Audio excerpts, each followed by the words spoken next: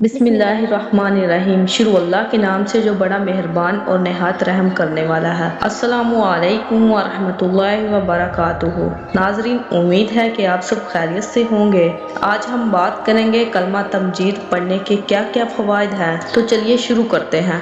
سبحان اللہ والحمد للہ ولا الہ الا اللہ واللہ اکبر ولا حول ولا قوۃ الا باللہ العلی العظیم۔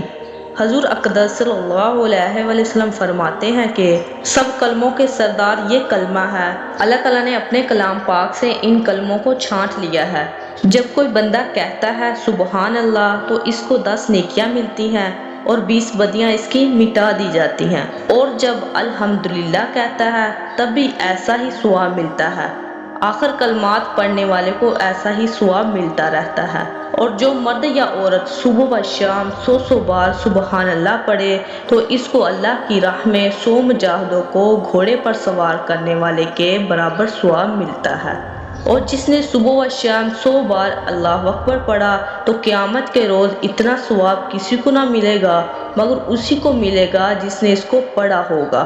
غلام آزاد کرنے کے بارے میں حضور صلی اللہ علیہ وسلم فرماتے ہیں کہ جس مسلمان نے غلام کو آزاد کیا تو اللہ تعالیٰ اس غلام کے ہر جوڑ کے بدلے آزاد کرنے والے کے ہر جوڑ کو دوزخ کی آگ سے بچائے گا۔